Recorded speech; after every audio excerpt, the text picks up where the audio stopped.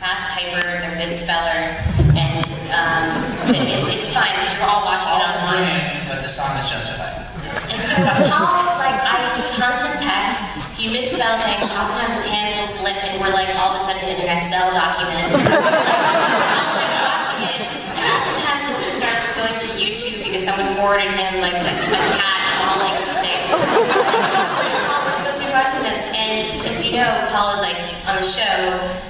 Toby's characteristic is that he's infuriatingly slow sometimes to Michael. You feel like Michael also. You feel like Michael. So one time we were doing a rewrite really late, Paul's at the computer. I wrote a song, which we all know, so we can all sing it, which is Paul is at the computer. Everybody blow your brains out.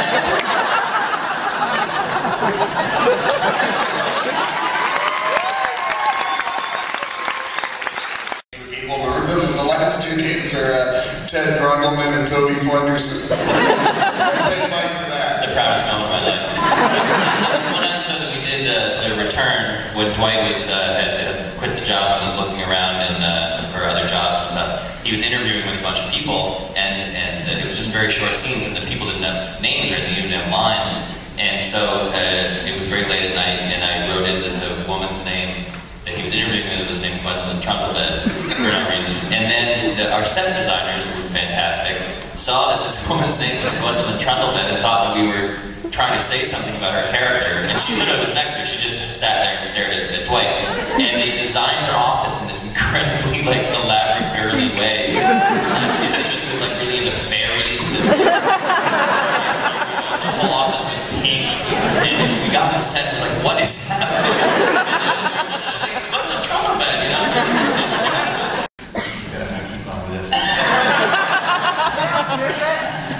Well, sometimes we'll make these jokes that you just pitch as a joke, and then they have these enormous stakes that you don't think about until later. For instance, the Kelly Kapoor character has a sister who died.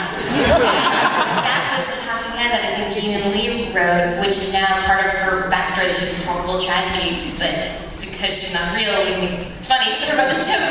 That's part of her story. And there was another thing which I think is so funny, which is in Conflict Resolution, our second season. We go around and there's a note in the, not talk about that performance review, there's a note that was stuck in a box from a character named Tom.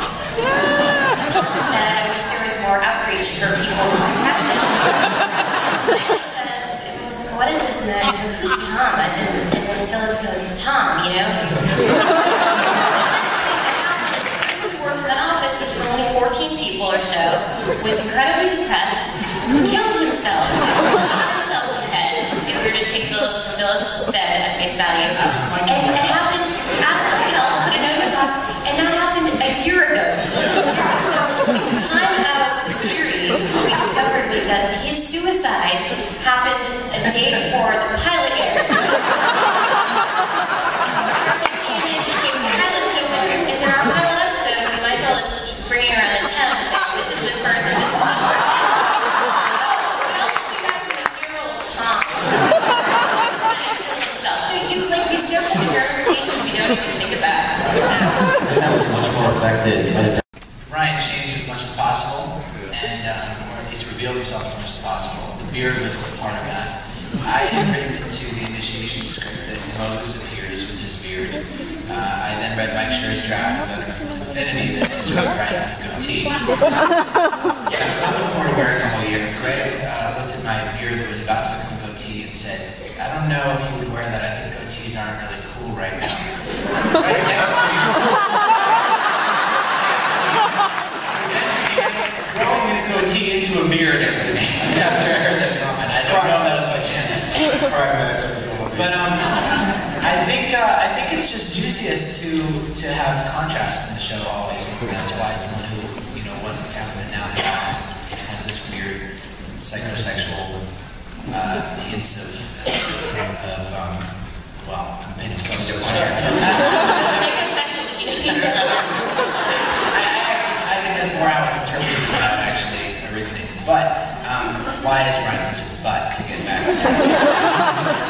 I think personally, as the actor who plays Ryan, I think that he is insecure and not used to his power, and tells himself and other people that he is in this great position of authority, tries to compensate by acting like it. And I've also seen a lot of people act in these ways, say these things. I have been criticized for spending too much time on my BlackBerry when I could be interacting with other people.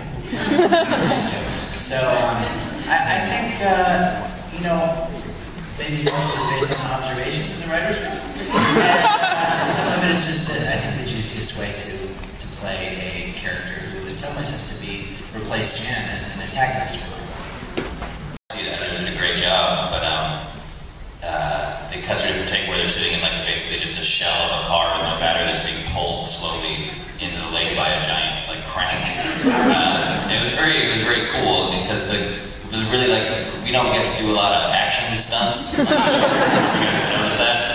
And it was really fun. Like this huge crew, and there were these like divers who were like former Navy SEALs who were like walking along and ready to like rip Steve Carell and Rainn Wilson out of this weird car and just like hollowed out Ford Taurus. And they really, you know, they did their own stunts, man. Well, let Randall though. Let me get out by myself. And by the way, Randall, the DP and cameraman and director, used to like shoot Survivor, and he's been on all these crazy action adventure shows.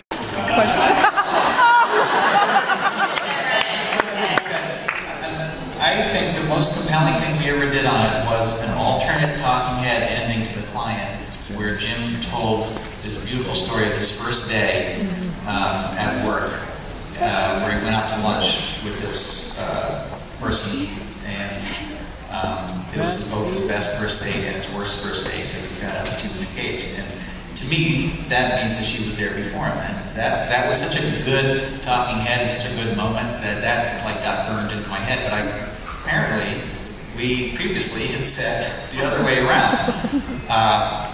So I don't know. I'm going to say that Pam was there first. Woo! Valentine's Day, and I just want to know if we're going to see them anytime soon. That's actually a question for Greg. I don't know. I mean, these guys write each other into each other's scripts. I don't know if you recognize Justin Spitzer as the intern, though, from Fun Run. Say your line. Justin, can you say your famous line? So that's where your uterus went.